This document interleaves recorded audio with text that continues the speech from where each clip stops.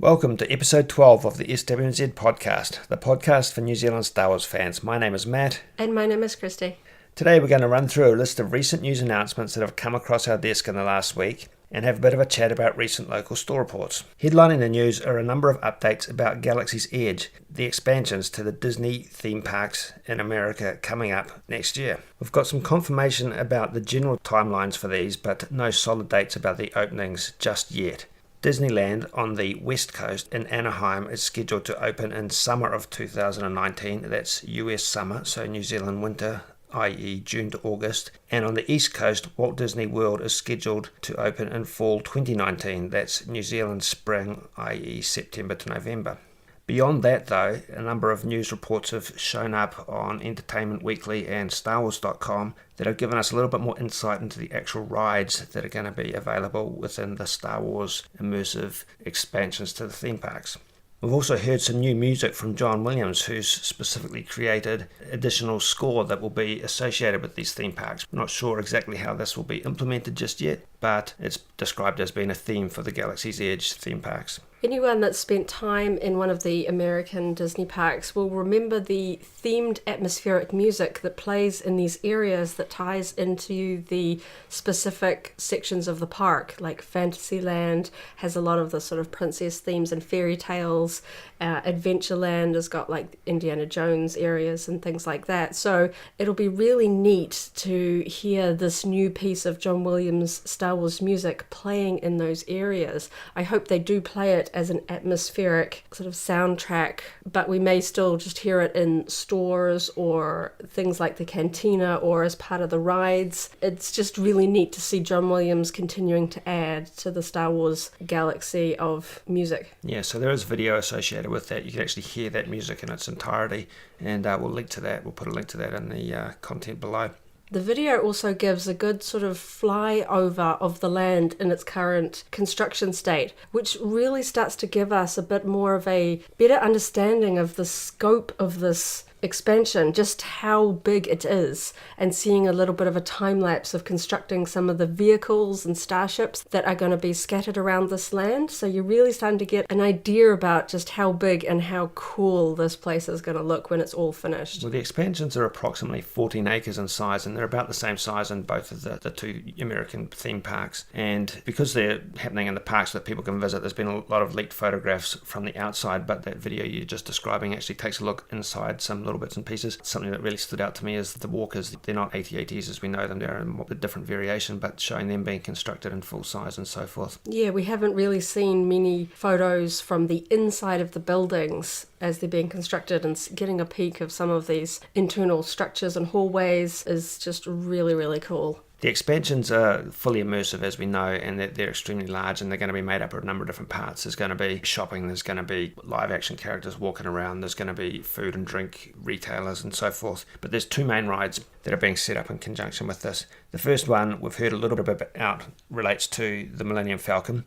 It's been given a name now. It's called the Millennium Falcon Smuggler's Run. This is a cockpit-style ride. Each cockpit is set to hold about 6 people, I believe, in 3 different sort of roles. You have a pilot, a co-pilot, and a navigator or something along those lines. So 2 of each of those. And the information that's come out in the last little while is that there's something on the order of a couple of hundred different controls that you can actually use within the cockpit that influences the way the ride and the story aspects of the ride pans out. So you'll really get an experience of flying the Millennium Falcon. It's presumably going to be on rails, so to speak, so that you can't go completely free and wild with it, but it sounds like it will really give an experience of a flight simulator. As if getting to pilot the Millennium Falcon wasn't going to be exciting enough, having the added element of having different scenarios play out based on your actions and those of your crew means it gives it a flavour like Star Tours, where you get a different experience each time, which means that people will want to ride this over and over and over again to get different outcomes. And it sounds like they actually give you a mission, or perhaps missions, I'm not sure if they're going to vary from time to time, but a mission that you need to complete. So there is a bit of goal orientation associated with that. We kind of made some presumptions about how the Millennium Falcon ride would pan out. The other ride, there's been a little bit less information, but we've got a little more clarity on that now, and it looks really interesting. It appears to be a ride kind of akin to the Pirates of the Caribbean, where you're in a carriage on a path that takes you through an immersive story experience. The second ride is called Rise of the Resistance, and guests will experience what it's like to be caught in the crossfire of a deep space battle between the First Order and the Resistance. So it's actually set on board a Star Destroyer and has a lot of animatronic characters, again, like I say, probably akin to Pirates of the Caribbean ride. A lot of animatronic characters, but they are going to be absolutely state-of-the-art based on what I've read. Robotics and Disney engineering has come a long way since Pirates of the Caribbean and other animatronics were first created. So I imagine when you put things like Stormtrooper armor over a state-of-the-art animatronic skeleton, you're going to get something that's pretty convincing. And we've been told that there's something on the order of 50 animatronic Stormtroopers associated with this ride. So you're moving around through a pre-programmed course with some degrees of freedom within the track, within the path that your vehicle takes on this ride.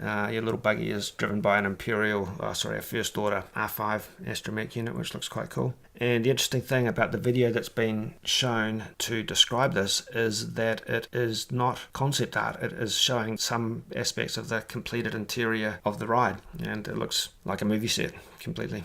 It's really neat. I was expecting the second Star Wars ride to be something more utilizing footage screens. Like we're going to be watching, ILM footage that they've created, like Star Tours, the only way to sort of really get a full immersive. I'm really excited to see that we're actually going to be essentially on a Star Wars set with characters and props that are 3D in the space and moving and interacting. And the idea of using animatronic stormtroopers is really quite cool, because with the helmets, the faces are going to not be quite as an issue to get a realistic. A lot of the animatronics in Disneyland are obviously based on animated characters, so they have a stylized look to them. And the classic Disneyland rides were designed in the 50s and 60s, so they've got a very stylized look to the human faces, like in Pirates of the Caribbean, which may not match with a Star Wars galaxy quite as much. So using Imperial characters that are wearing helmets and things like that solves that issue perfectly. It'll still be interesting to see if they do include some human face characters like officers and things like that, or either whether animatronics or actual actors. Yeah. I wouldn't be surprised if they throw in a few actors into the mix, probably early on as well in the ride, just as part of the getting the ball rolling in terms of story.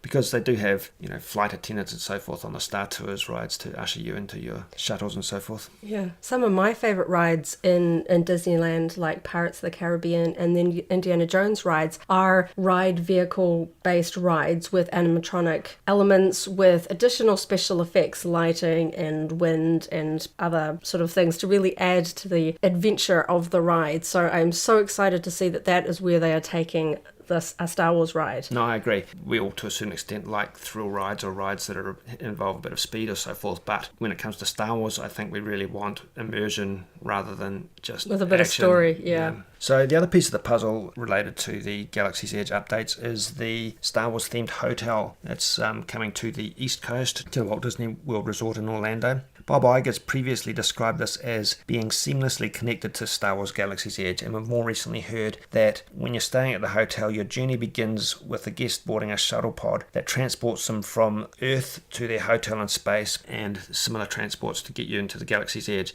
So once you start your time at that hotel, you are in the Star Wars universe, and the interior of the hotel, your room and so forth, is all part of that role-playing.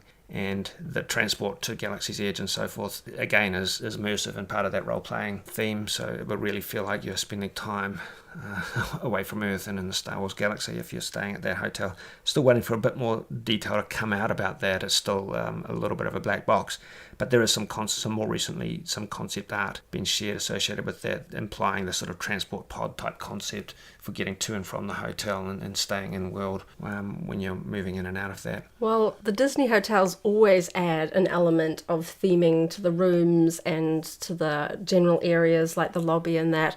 This looks like they're really taking the theming aspect above and beyond what they've done before, really in world, and it's probably going to be one of the more expensive Disney hotels in Orlando. It's probably not going to be a cheap stay, but I'm really looking forward to hearing more information about when it's going to open, whether you're going to be able to do a one-night stay or whether it's going to be part of a bundle deal like the cruises where you have to stay a minimum number of nights and, bundle it with park tickets and all that. And some people have speculated about whether you'll be allowed to wear costumes in this hotel because of the total immersion aspect of it. And certainly aspects like the hotel rooms all having screens out to space and things like that rather than actual windows keeps that whole immersion factor. So you really look like you're on a starship looking out at space and other spaceships around you. It's going to be something that's really going to be worth thinking about saving up for. Well, you hinted at price,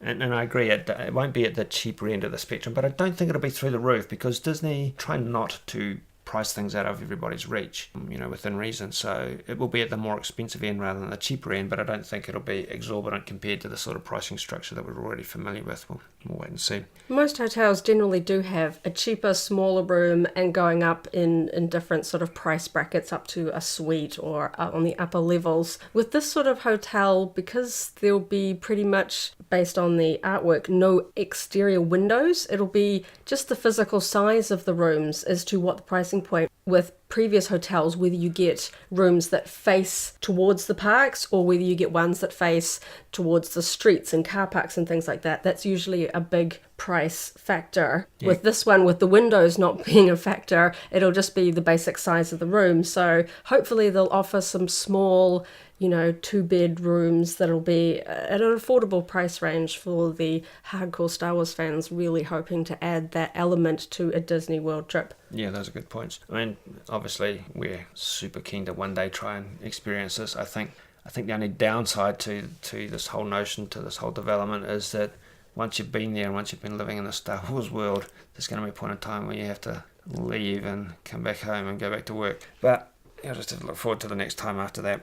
So all of that information we've just discussed has largely been covered in the Entertainment Weekly website and on StarWars.com. And as I said before, there will be links below to both of those stories. But New York Times has also had a related article in relation to the Galaxy's Edge updates. They've been focusing on the financial position of Disney in particular, noting that each of Disney's 6 theme park resorts around the world are undergoing major expansion, along with the Disney Cruise Line. So New York Times is looking at the investment that Disney's making into their actual theme park, the theme park sort of entertainment arms of their business, in contrast to the movies. And it's a very interesting read that they're investing so much. In fact, analysts estimate that Disney will spend $24 billion on new attractions on its parks globally and its cruise lines over the next 5 years. That's more than Disney paid for Pixar, Marvel and Lucasfilm combined. A very large sum of money. That is huge when you consider the costs of some of the entire park. Some of the Disney theme parks that have opened more recently cost only a handful of $1 billion to build an entire park. Investing $24 billion across all of the parks is a significant increase. Obviously, Star Wars Land is a part of that, and they are also adding more Marvel expansions to both Disney World and Disneyland. But what we're seeing here is Disney putting a lot of investment into physical attractions to tie with their movie franchises that they are really growing. Disney park fans that keep up with recent news and developments will see the ever-growing increase of taking out generic, shall we say, ride attractions and replacing them with themed attractions, taking out generic roller coasters and putting in things themed on Guardians of the Galaxy, Tron, Ratatouille, and more, really connecting the films to the parks in a closer way than we've ever seen before. And so that certainly ties in with putting a huge Star Wars element into the parks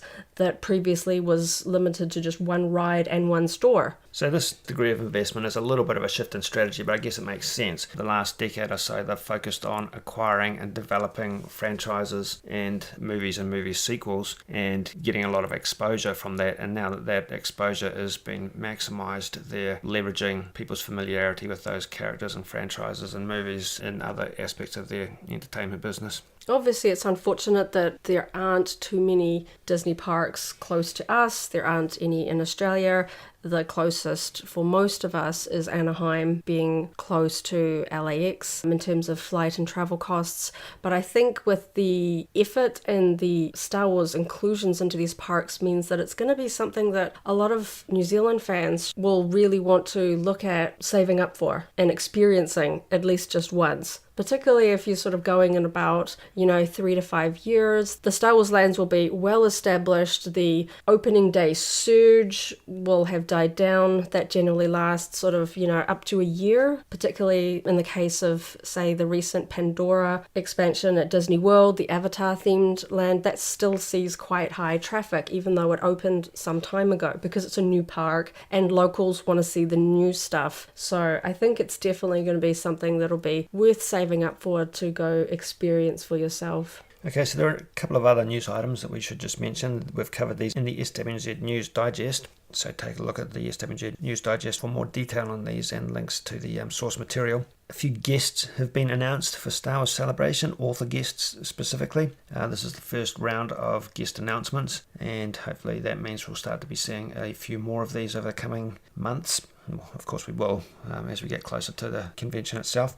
But the Star Wars author guests announced so far include novel authors and some authors of illustrated books. So we've got Jeffrey Brown, Katie Cook, Delilah Dawson, Alexander Freed, Timothy Zahn, Claudia Gray and Kevin Scott. They will be in attendance at Star Wars Celebration, which takes place in April 11th to the 15th next year in Chicago. StarWars.com's published an article taking a look behind the scenes at Bandai and their recent range of Star Wars model kits. Bandai makes some really nice quality detailed Star Wars kit sets that are quite popular amongst fans, and we've taken a look at these on SWNZ a number of times in the past. But StarWars.com has just recently interviewed some of the company staff to talk about these and talk about the development of a process for their kits, and that's a bit interesting if you're into the kit set models. A little bit of Episode 9 news, I guess. Oscar Isaac has recently been interviewed and made a few comments specifically related to Episode 9 and particularly to Carrie Fisher and her absence on set. And we've talked about these again in the SWNZ News Digest, and I think it's worth just taking a quick look at these because obviously Carrie's absence will be felt and noted when we get to seeing Episode 9, and we're obviously keen for that to be handled well and for her to get a decent conclusion to her story arc that's respectful without being too traumatic because of the actual memory of her passing still being fresh for some of us. But Oscar talks about this a little bit. He's been noted as promising that the still untitled ninth film will pay appropriate homage to Leia and to Fisher's sense of fun. He's been quoted as saying, "The story deals with that quite a bit." He says it's strange to be on set and to be speaking of Leia and having Carrie not be around. There's definitely some pain in that. Still, he says, compared to the first two installments, there's a looseness and an energy to the way that we're shooting this that feels very different. It deals with the amazing character that Carrie created in a really beautiful way. So I think that's reassuring as we move closer to the release of Episode 9 in December next year, to know that Carrie's memory will be respected and Leia's story arc will be wrapped up in an appropriate and satisfying way, I think. Obviously, Lucasfilm and the actors involved can't give us too much information about how the unused footage of Carrie Fisher's performances from the earlier films will be used and spliced into new footage for these scenes. But it's neat to see Oscar give us just a little bit of reassurance about how that is working out for him on set. He is one of the main cast characters that has had possibly the most involvement directly with Carrie. He certainly had a lot of scenes with her and a lot of dynamic that we would have seen continue in this film. So I think he was one of the best actors to get reassurance from about how they're handling that on set without giving away too much exactly how they're achieving that. Yeah, good points. Billy Lord's spoken a little bit about Episode 9 just recently as well. Again, without giving anything away, Billy Lord, as most of you will know, is Carrie Fisher's daughter, despite the differences in surname. She's talked about how excited she is about Episode 9, and it was really cool to see her role expanded in Episode 8, and hopefully that will continue and she'll have a significant role in Episode 9. She really seems to be enjoying it. She seems to be quite passionate about the Star Wars universe and the Star Wars fandom, and I get the impression she personally wants to carry on Carrie's involvement by way of her being involved. She's recently turned up as the celebrity sort of guest at American baseball games where they get a celebrity to throw the first pitch of a game, and she turned up with her hair up in Leia buns, and you can see that she's really keeping that connection alive. Okay, let's move on to store reports. There's been quite a lot of store reports that we've covered on SWNZ in the past week or so, and that's probably because we're approaching Christmas. So there's going to be a lot more opportunities for Christmas shopping, and at some point in the near future we will do a bit of a roundup specifically of Christmas shopping, Christmas gift ideas. We'll get to that in the next week or so. But in the past week, we've covered Star Wars products that are available at a number of different stores, starting with Kmart. At Kmart, there's a children's Star Wars camo t-shirt. This is priced at $10 each, and in kids sizes 7 to 16. There is also Star Wars keyrings. You can choose from BB-8 and R2-D2. These have a little light and sound keychain with authentic character voices. These are $8 each. On the website, they are listed as assorted, so you won't be able to decide which one you get if you buy online, but if you buy them in store, you can obviously check them out in person. There's a kids' pajama set. This is priced at $17 a set. It includes a t-shirt and shorts with Darth Vader and Stormtrooper printed graphics on it. That is available in sizes 8 to 14, children's sizes. Lastly, there are Star Wars gift cards at Kmart. There is a Darth Vader card priced at $7 and a Yoda-themed card priced at $5. And I think those designs are exclusive to Kmart based on what we've seen. Mitre 10 Mega had a little bit of an interesting product and deal a week or so ago that we haven't seen a lot from Mitre 10 Mega in the past, but they had Star Wars themed doormats, or they still do have Star Wars themed doormats, two versions, a Darth Vader with the text "Welcome to the Dark Side" and a Yoda themed doormat, "Welcome you are." These were priced for a very brief time at $10, which was a super deal if you managed to grab them. They are now back to their regular price of $19.99, which I still think is a really good price for a themed and officially licensed doormat. So check those out at Mitre 10 Mega if you want to add a bit of Star Wars theming to your house right from the moment you enter your front door. I have seen these doormats priced at up to $35 from other retailers, so the $10 was an awesome special, but even at $20, that's nearly half price than where they are at other retailers. A couple of new lines have showed up at Mighty Ape, an array of new Loungefly bags featuring in particular Funko pop art. Last year, Funko bought the Loungefly brand, and ever since that, we've seen the increasing use of the Funko chibi style Pop Funko character design used for artwork for the bags. So most recently we're seeing this with a Phantom Menace themed backpack and matching coin purse that feature a huge array of characters from the Phantom Menace done in a cute chibi style reminiscent of the Pop Funko figures. So they have a number of different products available in that line: backpacks, mini backpacks, pencil case / cosmetic bags, and zip around wallets. And the prices range from $15 up to $90.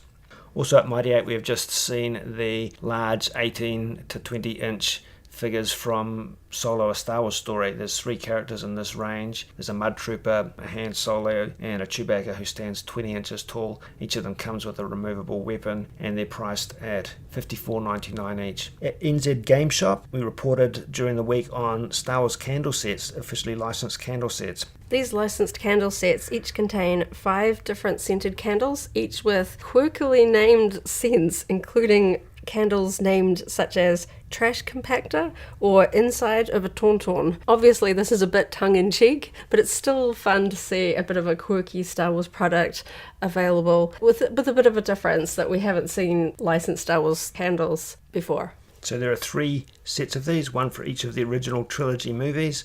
5 candles per set. They're priced at $64.99, available at NZ Game Shop. Peter Alexander, the Australasian pyjama store, has a new range of men's and boys wear. A series of products that feature cartoon-style graphics, sweatshorts, boxers, pyjamas, t-shirts and infants' pyjama sets, spanning quite a wide price range, but take a look on our website for more details on those. Peter Alexander range is a little bit more of a designer brand. The prices are a little bit more than what you'd find at the Warehouse or Kmart, but their stuff is nicely made and they frequently offer licensed Disney and Star Wars ranges. We reported on a couple of different homeware product lines at EB Games. They have some holiday themed drinking mugs. The designs on these are in the Christmas sweater style. So you've got Darth Vader for $15, R2-D2 for $19. Yeah, as I say, the graphics on these is the sort of ugly Christmas jumper sort of style that people seem to be embracing at this time of the year. There's also a couple of lenticular tumblers available at EB Games priced at $4 each. There's a red Christmas jumper style and a Merry Force Be With You tumbler design. It's funny seeing the ugly Christmas sweater trend flowing into products available locally in New Zealand. Obviously, we're not really wearing knitted sweaters in Christmas time here because it's summer, so you can still add a little bit of that fun with your Star Wars drinkware by having it on a mug rather than as a sweater. And lastly, in store reports, we'll talk about the catchoftheday.co.nz website. This is a discount retailer that gets clearance stock from other sources and makes it available at discount prices. They frequently have Star Wars items in their range, and a couple of items that we took a look at over the last few days. Printed glass clocks for $9.99. They have two different versions, one featuring a Darth Vader's helmet, but quite a cool targeting computer design that is based on the X-Wing trench run type graphics. Catch of the Day also has some of the Lego buildable figures available that are no longer currently available at most other retailers. So they've got the Scout Trooper on the speeder bike and the Stormtrooper Commander, who can be constructed in two different versions with and without the orange pauldron. So take a look at those in our store reports on the SWNZ website. So let's wrap things up by just talking about our favourite Star Wars moments over the past week. One of my favourite moments this past week was the 3rd anniversary of the Star Wars Galaxy of Heroes app game. I started playing this just shortly after launch, and I can't believe it's been 3 years. The game has really expanded since I started playing. So many new game modes have been added, and they're still announcing a new game mode coming up where you'll be able to test your teams up against people across the globe, which is going to be really exciting. And of course, we've got new characters coming out, and it's definitely a game worth checking out if you haven't already. You can play it completely for free, and you can play as involved or as casual as you like. It really is one of the best Star Wars app games out there. And my significant Star Wars moment of the week, I think, was finally getting around to read the Solo: A Star Wars Story novelisation by Mur Lafferty. I put in a request for this from the local library, and it's just become available. So I'm really enjoying reading this novelisation, and I genuinely do enjoy reading the movie novelisations. Have done so since I read the original Star Wars novelisation over and over and over.